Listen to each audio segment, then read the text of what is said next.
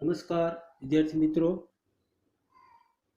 આપણે આગળના લેક્ચરની અંદર અસતત માહિતી કોને કહેવાય અને અસતત માહિતીનું આવૃત્તિ વિતરણ આપણે કેવી રીતે કરી શકીએ, અસતત માહિતીનું વર્ગીકરણ કેવી રીતે કરી શકાય એનો પરિચય મેળવેલો, એનો અભ્યાસ કરેલો. હવે આજનો આપણો એક ટોપિક છે નવો, તો નવો ન કહી શકાય પણ સેકન્ડ પાર્ટ કહી શકાય, ગયા લેક્ચરનો સેકન્ડ પાર્ટ કહી શકાય એવો એક ટોપિક, એટલે સતત આવૃત્તિ વિતરણ. હવે સતત આવૃત્તિ વિતરણ હોય તો એનું વર્ગીકરણ છે એ કઈ રીતે કરી શકાય, એના માટે કેટલીક ધ્યાનમાં રાખવાની જે બાબતો છે એનો પહેલા આપણે અભ્યાસ કરી લઈએ. બરાબર, પહેલાની જેમ નથી કે ભાઈ આ આવૃત્તિ વિતરણ આપેલો છે, આમાં કેટલાક મુદ્દાઓ છે તમારે પહેલા યાદ રાખવાનું, અને મુદ્દાઓના આધારે છે આપણે સતત પ્રકારનું વર્ગીકરણ એટલે કે સતત માહિતી છે એનું વર્ગીકરણ છે એ કરી શકીએ છીએ. તો સૌથી પહેલા તો આપણે આગળ શીખી ગયા એમ કે સતત માહિતી છે એ કોને કહેવાય. તો સતત માહિતી છે કે સતત ચલ આપણે આગળ શીખ્યા હતા, બરાબર ને, ચલ માહિતી, એના માટે આપણે એક જ શબ્દ વાપરતા હતા. તો સતત ચલ છે કોને કહેવાય, તો કે જેમાં પૂર્ણાંક અને અપૂર્ણાંક બંને પ્રકારની માહિતી કે બંને પ્રકારની સંખ્યાનો આંકડાઓનો સમાવેશ થતો હોય એને સતત માહિતી અથવા સતત ચલ કહે છે. બરાબર. હવે સૌથી પહેલા તો સતત આવૃત્તિ વિતરણ કરતી વખતે ધ્યાનમાં રાખવાની બાબતો છે અહીંયા મેં લખેલું છે. બરાબર, કે સતત આવૃત્તિ વિતરણ કરતી વખતે તમારે કઈ કઈ બાબતો છે એને ધ્યાનમાં રાખવાની છે. તો સૌથી પ્રથમ પહેલી બાબત એ ધ્યાનમાં રાખવાની છે કે સૌ પ્રથમ માહિતીનો વિસ્તાર મેળવવો. બરાબર, વિસ્તાર એટલે શું, તો કે માહિતીનો જે ફેલાવો છે એ કેટલાથી કેટલા અંક સુધીનો છે, ક્યાંથી ક્યાં સુધી આ માહિતી છે એ ફેલાયેલી છે એ મેળવો. એટલે સામાન્ય રીતે સતત માહિતી છે એનો ફેલાવો છે એ ખૂબ વિશાળ છે. અસતત માહિતીનો ફેલાવો એટલો બધો ન હોય, પરંતુ સતત માહિતી છે એનો વિસ્તાર, એનો ફેલાવો છે એ ઘણો બધો મોટો હોય છે. એટલે કે ખૂબ લાંબા વિસ્તારની અંદર એ ફેલાયેલી હોય છે. તો એ વિસ્તાર મેળવવા માટે શું કરવાનું, તો વિસ્તાર મેળવવા માટે આગળ પણ આપણા આવૃત્તિ વિતરણની અંદર મેં તમને કીધું હતું, આજે પણ વિસ્તાર મેળવવા માટેનું એક સૂત્ર છે કે આ વિસ્તારને સંકેતમાં શું કહે છે, આર, જે આપણે આગળ જોઈ ગયા. બરાબર, તો આર બરાબર સૌથી મોટું અવલોકન માઇનસ સૌથી નાનું અવલોકન. એટલે સૌથી પહેલા આપણે આખી માહિતી આપેલી હોય તે માહિતીની અંદર જોઈ લેવાનું કે ભાઈ સૌથી નાનામાં નાનું, સૌથી મોટામાં મોટું અવલોકન કયું છે અને સૌથી નાનામાં નાનું અવલોકન કયું છે. એ સૌથી મોટા અવલોકન માંથી સૌથી નાનું અવલોકન બાદ કરતા જે મળે એને શું કહેવાય, વિસ્તાર. સંકેતમાં એને શું કહેવાય, આર. સમજાય છે ને બધું? બરાબર. હા. નંબર 2, સતત પ્રકારનું આવૃત્તિ વિતરણ હોય ને મિત્રો, તો એને એક તો વર્ગવાળું આવૃત્તિ વિતરણ કહેવાય. વર્ગ શું છે પછી આપણે આગળ તમને હું કહું, પણ વર્ગની જે સામાન્ય રીતે વર્ગની જે સંખ્યા છે સતત આવૃત્તિ વિતરણની અંદર, તો એ વર્ગની સંખ્યા છે એ 6 થી શરૂ કરી અને 15 સુધીની હોય છે. એટલે નાનામાં નાનું આવૃત્તિ વિતરણ હોય તો એની અંદર 6 વર્ગ હોય, અને મોટામાં મોટું આવૃત્તિ વિતરણ હોય તો એના વધુમાં વધુ 15 વર્ગો હોય છે. હવે સમજો કે આ છે ને એ કોઈ આમ શું કહેવાય કે કોઈ સિદ્ધાંત નથી, પણ સામાન્ય રીતે આવું હોઈ શકે છે કે ભાઈ 6 થી 15 સુધી ન હોય, એટલે 6 થી ઓછા વર્ગ હોય 5 હોય 4 હોય તો પણ એ સતત આવૃત્તિ વિતરણ જ કહેવાય, અને ઘણી વખત 15 થી વધુ વર્ગો હોય તો પણ એ સતત આવૃત્તિ વિતરણ કહેવાય. એટલે આ કોઈ જળ નિયમ નથી કે ભાઈ આટલાથી આટલાની વચ્ચે જ હોવું જોઈએ, એવું કોઈ જરૂરી છે નહીં. બરાબર? એટલે સામાન્ય રીતે આટલાથી આટલાની વચ્ચે વર્ગ, આપણને કોઈ આવૃત્તિ વિતરણ તમને માહિતી આપી અને કરવાનું કહે તો આપણે સામાન્ય રીતે આ બાબતનો ખ્યાલ રાખવાનો કે 6 થી ઓછા અને 15 થી વધેની એ રીતના વર્ગો છે. પછી તો માહિતીના વિસ્તારને તમે વર્ગ કેવડા લ્યો છો એના ઉપર ડિપેન્ડ કરે છે આખું બધું. પણ સામાન્ય રીતે આપણને કોઈ આવૃત્તિ વિતરણ કરવાનું કે તો આપણે આ ક્રાઇટેરિયાનો છે એ ખ્યાલ રાખી અને પછી આવૃત્તિ વિતરણ કરવાનું હોય છે. અને વર્ગની સંખ્યાને સંકેતમાં શું કહે છે? આર કહે છે, સોરી કે કહે છે. બરાબર? આર એટલે વિસ્તાર અને કે એટલે વર્ગની સંખ્યા. તો બે મુદ્દા તમને સમજાઈ ગયા. પછી નંબર 3 ઉપર આવે છે વર્ગની લંબાઈ શોધવી. કે વર્ગની લંબાઈ કેવી રીતે નક્કી કરશો તમે?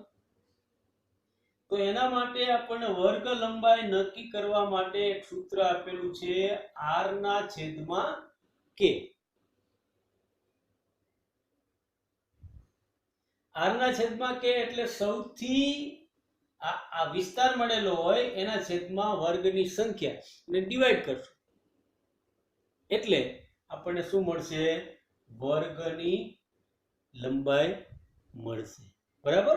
આ સૂત્રાત્મક રીતે કે આ માહિતી છે એ તમારે કઈ બહુ જરૂરી નથી, મતલબ કે આવૃત્તિ વિતરણ કરતી વખતે આવું બધું કરવાની જરૂર છે નહીં, પણ તમને દાખલા તરીકે પ્રશ્ન તરીકે પૂછી શકે કે ભાઈ સતત આવૃત્તિ વિતરણ કરતી વખતે કઈ કઈ બાબતોને ધ્યાનમાં રાખવી જોઈએ, તો એના માટે તમારે બધી માહિતી ઉપયોગી છે. બાકી આ આર મૂકીને r ના છેદમાં k મૂકીને વર્ગ લંબાઈ મેળવશો તો વર્ગ લંબાઈ પોઈન્ટમાં પણ આવશે. બરાબર ને? તો પોઈન્ટમાં વર્ગ લંબાઈ આવે તો એ શક્ય છે નહીં. અથવા એકી સંખ્યામાં આવે, ન આપણે ધાર્યા હોય એ પ્રકારની 4 ની લંબાઈ આવે, 6 ની લંબાઈ આવે, 8 ની લંબાઈ આવે, જેની ગણતરી અને જેને વર્ગીકૃત કરવામાં આપણને ઘણી બધી મુશ્કેલીઓ પડી શકે છે. એટલે આ સૈદ્ધાંતિક રીતે આ વાત સાચી છે. વ્યવહારિક રીતે તમને જે દાખલામાં પૂછે ત્યારે આને તમે નિગ્લેક્ટ પણ કરી શકો છો. બરાબર? એટલે પ્રશ્ન તરીકે પૂછે તો લખવાનું છે એની અંદર. પછી જો અહીંયા ચોથો મુદ્દો છે ને એ બરાબર તમને સમજાઈ જશે તરત કે આપણે આવૃત્તિ વિતરણ કરતી વખતે શું કરવાનું. તો કે વર્ગની લંબાઈ સામાન્ય રીતે 5 કે 10 ના ગુણાંકમાં હોય છે. એટલે જેવડો માહિતીનો વિસ્તાર હોય એ પ્રમાણે ની વર્ગ લંબાઈ છે એ હોવી જોઈએ. માની લો કે માહિતીનો વિસ્તાર મોટો હોય તો 10 થી શરૂ કરીને કે 0 થી 10, 10 થી 20, 20 થી 30 એવી રીતના વર્ગો પાડી શકાય. નાનો હોય તો 5 0 થી 5, 5 થી 10, 10 થી 20 આવી રીતના, સોરી 10 થી 15, 15 થી 20 આવી રીતના 5 ની લંબાઈ વાળા વર્ગ પાડી શકાય. એટલે આપણને ટૂંકમાં કહેવાનો મતલબ એ છે કે આ નિયમ ચોપડીમાં નથી. બરાબર? પણ આ મેં મારી રીતે બનાવેલો છે. શા માટે? તો કે આપણે કોઈ પણ લંબાઈ વર્ગ આવૃત્તિ વિતરણ કરવું હોય તો 5 અથવા 10 અને એનાથી પણ મોટો વિસ્તાર માહિતીનો હોય તો 15 ની લંબાઈ રાખી શકાય, 20 ની રાખી શકાય, 25 ની રાખી શકાય. એઝ યુ લાઈક, તમને જે પ્રમાણે તમારે પછી તમારી સૂઝ અને સમજ પ્રમાણે એ સમય નિર્ણય લેવાનો હોય છે. પરંતુ સામાન્ય રીતે 5 કે 10 ના ગુણાંકમાં જ રાખવી એટલે બહુ આપણને ગણતરી કરવામાં અને સમજવામાં પણ સરળ પડે. બરાબર? અને બીજાને સમજાવવામાં પણ આપણે એની અંદર સરળતાથી એ વસ્તુને સમજાવી શકીએ. મિત્રો, હવે જે આપણે શીખવાનું છે, સમજાય છે બધાને? હા, હવે જે શીખવાનું છે એ અત્યંત અગત્યનું છે. શા માટે અગત્યનું છે? તો કે હવે જે શીખવાનું છે એ ચોપડીમાં અને પાઠ્યપુસ્તકની અંદર આવા ઉદાહરણો વારંવાર આવશે અને એ એમ કહેવાય ને, આમ કહેવાય કે ભાઈ આવૃત્તિ વિતરણના આજે દાખલા તરીકે આપણે મુખ્ય મુદ્દો આપણે છે ધ્યાનમાં રાખવાની બાબતો એની અંદર આ ન પણ આવી શકે, પરંતુ આપણે એ શીખવાનું છે કે એની અંદર વર્ગ છે ને જે સતત આવૃત્તિ વિતરણના બે પ્રકારો છે. ખરેખર પાઠ્યપુસ્તકની અંદર તમે જોશો ને, આ ધ્યાનમાં રાખવાની બાબતોની અંદર નથી, પણ સતત આવૃત્તિ વિતરણના બે પ્રકારો છે કે એકને કહેવાય નિવારક આવૃત્તિ વિતરણ અને બીજાને કહેવાય અનિવારક આવૃત્તિ વિતરણ. અને નિવારક અને અનિવારક આ બંનેને આપણે બરાબર રીતે સમજવાનું છે. શા માટે બરાબર રીતે સમજવાનું છે? તો કે ઘણી વખત તમને અનિવારક આવૃત્તિ વિતરણ આપેલું હશે તો સૌથી પહેલા તમારે દાખલો કોઈ પણ આગળ આપણે જ્યારે આગળના ચેપ્ટરોની અંદર આના વિશેના દાખલાઓ આવશે ત્યારે તમારે એને અનિવારક હશે તો નિવારકમાં ફેરવવું પડશે, અને નિવારક હશે તો એને નિવારકમાં જ રહેવા દેવાનું થશે. તો પહેલા તો આપણને ખબર હોવી જોઈએ કે ભાઈ નિવારક કોને કહેવાય. અને મેં તમને કીધું ને કે ભાઈ અગત્યનું છે, મહત્વનું છે, કારણ કે આ બધું આટલી જ અહીંયા સુધીની જે માહિતી છે ને એ તો બધી શું છે, એ તમારા રાઇટિંગમાં લખવા માટે તમને ઉપયોગી છે. અને આપણે આવું તો કેટલી વખત કેટલા આવૃત્તિ વિતરણો કરશું એટલે એ આ તમારે યાદ રાખવી નહીં પડે, આપોઆપ તમને બધું આવડી જશે. બરાબર? એટલે આપણે શીખવાની આ મુખ્ય આ બે બાબતો છે. હવે બરાબર ધ્યાન આપજો કે ભાઈ નિવારક આવૃત્તિ વિતરણ કોને કહેવાય? તો નિવારક આવૃત્તિ વિતરણ એને કહેવાય કે જે તે વર્ગની ઉર્ધ્વ સીમાનો સમાવેશ એને એ વર્ગની અંદર થતો હોય, એને વર્ગમાં ન થતા બીજા વર્ગમાં થતો, એના પછીના વર્ગમાં થતો હોય એને નિવારક આવૃત્તિ વિતરણ કહે છે. બરાબર? આ ચોપડી પાઠ્યપુસ્તકની વ્યાખ્યા છે. હવે હું તમને કહું બરાબર ધ્યાન આપજો. નિવારક આવૃત્તિ વિતરણ નિવારક વર્ગ છે એને કહેવાય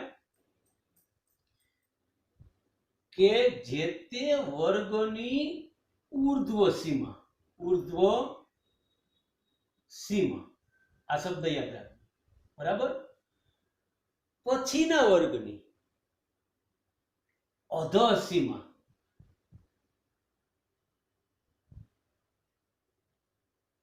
બનતી હોય તેને નિવારક આવૃત્તિ વિતરણ કહે છે.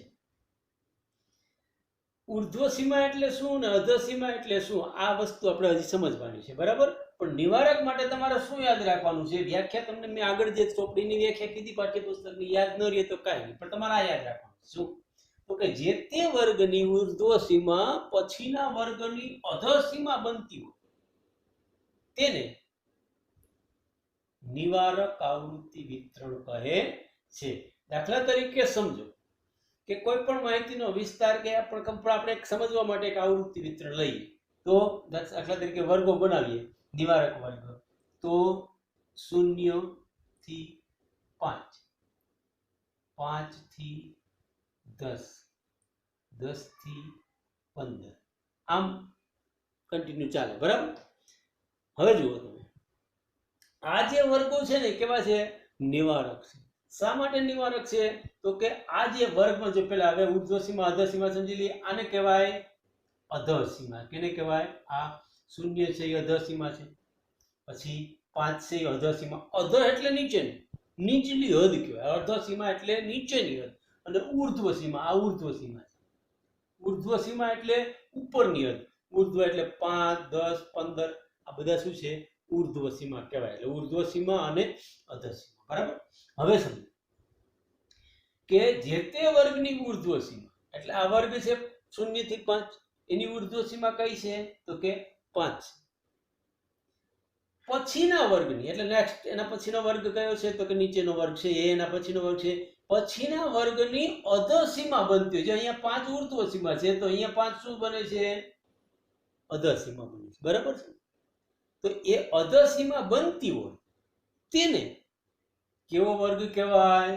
નિવારક વર્ગો કહે છે. જોઈ લો તમે બધા, 10 અહીંયા ઉર્ધ્વ સીમા છે તો અહીંયા પછીના વર્ગની અધઃ સીમા બને છે. આવી રીતના 15 હોય તો અહીંયા 15 થી 20, 20 થી 25 આવી રીતના વર્ગ છે કન્ટિન્યુ રીતના 5ના ગુણાંકમાં છે એ આગળ ચાલે છે બરાબર એટલે સમજાઈ ગયું તમને નિવારક વર્ગ કોને કહેવાય હજી એક બરાબર મિત્રો બરાબર ધ્યાન રાખજો હજી એક વસ્તુ આપણે ધ્યાનમાં રહે એટલા માટે હજી એક નેક્સ્ટ ટાઈમ આવશે ત્યારે આપણે બીજી વખત પણ એને સમજશું હવે સમજો કે આ વર્ગ આપણે પાડી નાખ્યા અહીંયા હવે આવશે આવૃત્તિ ચિહ્નની કુલ આવૃત્તિ આપણે કાલે જેમ શીખાવી રીતે બરાબર તો હવે સમજો કે કોઈ સપોઝ લખતા આવૃત્તિ વિતરણ કરતા કરતા કરતા 10 ની આવૃત્તિ આવી તો 10 છે ને વર્ગની અંદર બે વખત છે તો આ બીજા વર્ગની અંદર પણ 10 છે અને ત્રીજા વર્ગની અંદર પણ 10 તો 10 નો લીટો સમજવા માટે બાકી આવૃત્તિ ચિહ્ન કહેવાય ને બરાબર ને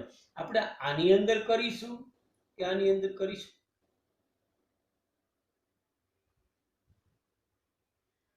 તો સૌપ્રથમ મેં તમને વ્યાખ્યા કીધી હતી જે પાઠ્યપુસ્તકમાં આપેલી હતી બરાબર ને કે જે તે વર્ગની ઉર્ધ્વ સીમાનો સમાવેશ એ વર્ગમાં ન થતા પછીના વર્ગમાં થતો હોય તેને નિવારક આવૃત્તિ વિતરણ કહે છે બરાબર તો ત્યારે આ સમજવી થોડી મુશ્કેલ લાગી હતી પણ હવે સમજાય બરાબર કે 10 આવૃત્તિ આવી તો 10 છે એને આમાં નહીં લેતા કયા વર્ગનું એ આવૃત્તિ ચિહ્ન બનશે તો કે આ વર્ગનું બનશે એટલે આ વર્ગની અંદર 10 નો સમાવેશ છે કયા વર્ગની અંદર થશે નીચેના વર્ગની એમ 15 આવે તો 15 થી 20 નો જે વર્ગ તો એની આવૃત્તિ વિતરણ આવશે એ આ વર્ગની અંદર આવશે બરાબર એમ 5 આવે તો એ કેવા કેમ આવશે આમાં નહીં આવે એનું ચિહ્ન કેમ આવશે આની અંદર આવશે સમજાઈ ગયું બરાબર મિત્રો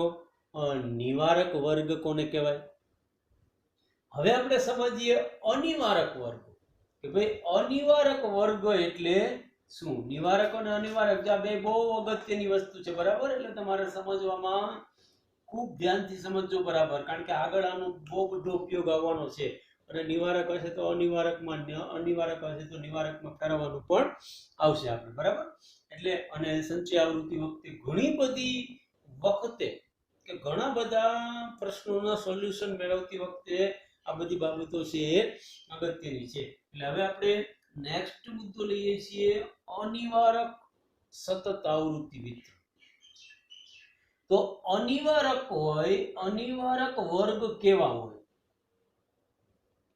તો એની વ્યાખ્યા બોલીએ તો જે તે વર્ગની ઉર્ધ્વ સીમાનો સમાવેશ તે જ વર્ગમાં કરવામાં આવે તેને અનિવારક સતત આવૃત્તિ વિતરણ કહે છે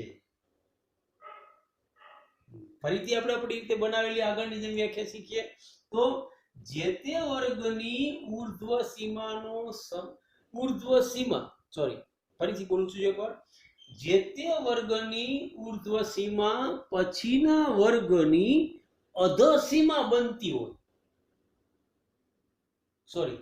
અધસીમા ન બનતી હોય તેને અનિવારક વર્ગો કહે છે અથવા અનિવારક આવૃત્તિ વિતરણ કહે છે જો અહીંયા એક વર્ગ બનાવો દાખલા તરીકે તો કે 1 થી 5 6 થી 10 11 થી 15 16 થી 20 આ બધા જે વર્ગ છે કે આવા વર્ગ વાળું જે આવૃત્તિ વિતરણ હોય એને આપણે કેવું આવૃત્તિ વિતરણ કહીશું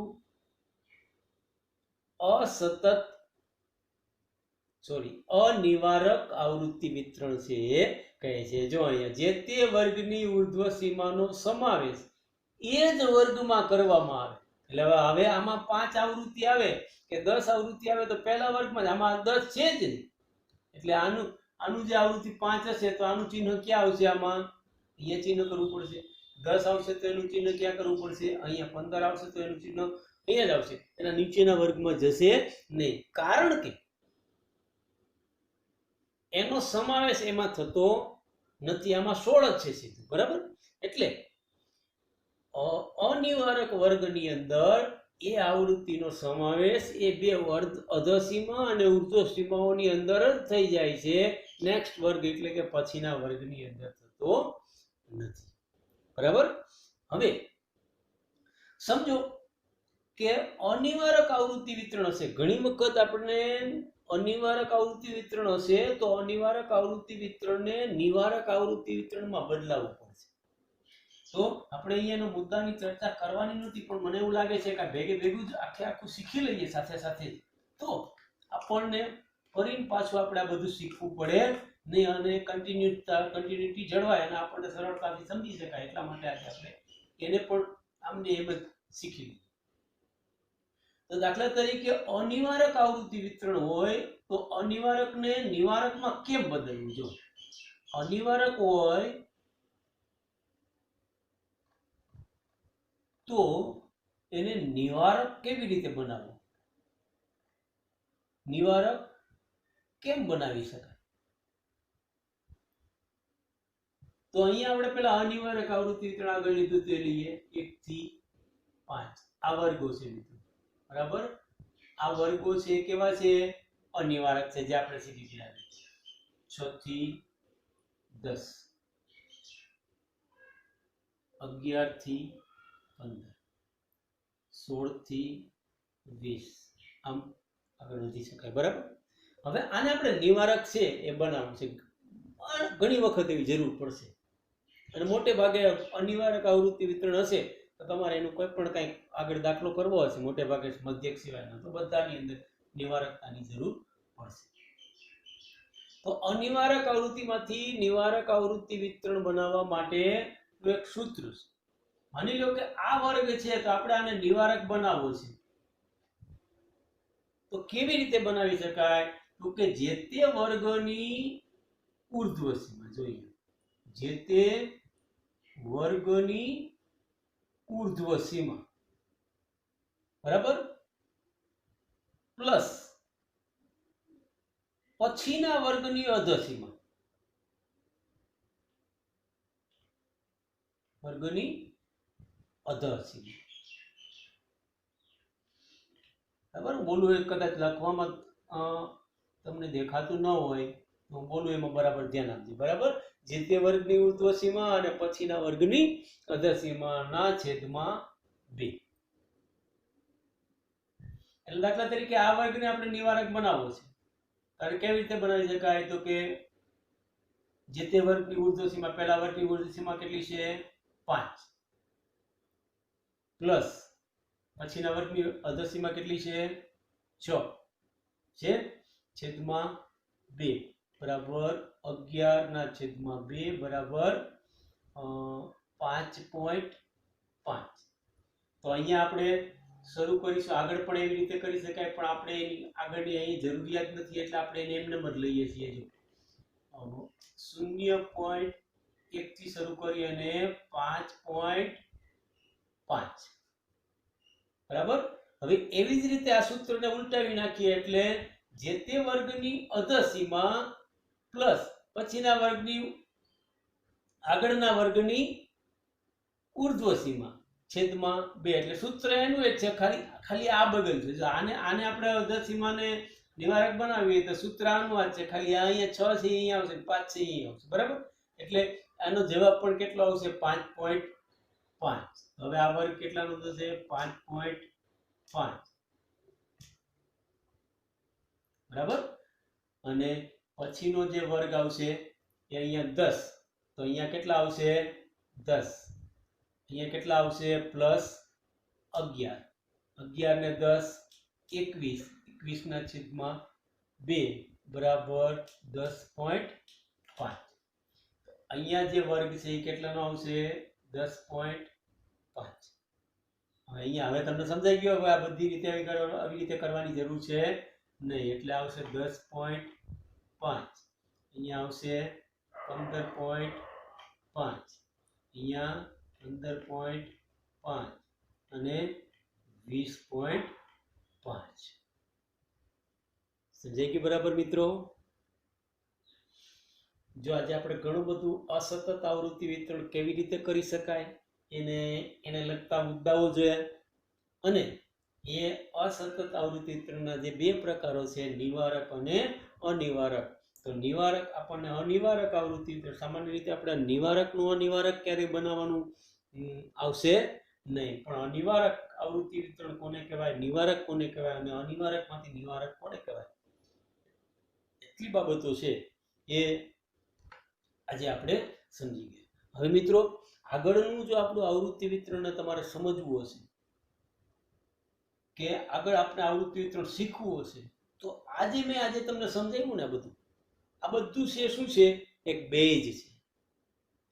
જેમ પાયા વગર, બેઝ વગર ઇમારત બની શકે નહીં, એવી રીતના જો આગળના દાખલાઓ અને આગળની આવૃત્તિ વિતરણને શીખવા માટે આજનું જે આ લેક્ચર છે ખૂબ જ મહત્વનું છે. બરાબર છે? એટલે બરાબર બધા તમે એને બરાબર રીતે સમજી લેજો અને બરાબર એક વખત ન સમજાય તો ફરી વખત, અને છતાંય કે મારા બોલવામાં મિસ્ટેક થઈ ગઈ હોય અથવા કંઈ ન સમજાતું હોય તો મને મેસેજ કરીને પણ તમે પૂછી શકો છો. બરાબર? એટલે આજે આપણે અહીંયા સતત આવૃત્તિ વિતરણને લગતી બધી જ માહિતી છે લગભગ મોટા ભાગનું આપણે શીખી લીધું છે. હવે આવતા લેક્ચરની અંદર આપણે સતત આવૃત્તિ વિતરણ કેવી રીતે કરી શકાય એ આ બધા મુદ્દાઓને ધ્યાનમાં રાખી અને આપણે સતત આવૃત્તિ વિતરણ છે એ આપણે બધા આવતા લેક્ચરની અંદર શીખીશું. બરાબર? આશા રાખું છું કે બધાને વ્યવસ્થિત રીતે સમજાતું જ હશે. ન સમજાય એના માટે મેં તમને રસ્તો પણ બતાવ્યો છે કે ભાઈ શું કરવાનું તમારે એ. અને હવેથી આપણે આ બધી જે વિડીયો છે એ ખૂબ મોટા બનતા હોય છે, એટલે વોટ્સએપથી શેર કરવા એ શક્ય નથી. એટલે મારી જે યુટ્યુબ ચેનલ છે એની લિંક જ હું તમને મોકલાવીશ. એટલે ખબર જ છે, આમ તો તમે જાણો છો, છતાં તમને ફરીથી પાછું એક વખત કહી દઉં કે ભાઈ યુટ્યુબની જે લિંક મોકલો એના ઉપર જ તમારે આ બધું શીખવું પડશે. બરાબર? એટલે આજનું લેક્ચર છે અહીંયા આપણે પૂરું કરીએ છીએ અને નેક્સ્ટ લેક્ચર માટે આ બધું સમજવું છે, જરૂર છે. એટલે બધા બરાબર રીતે આ માહિતી છે કે આજનું લેક્ચર છે એને બરાબર રીતે તૈયાર કરી લેજો.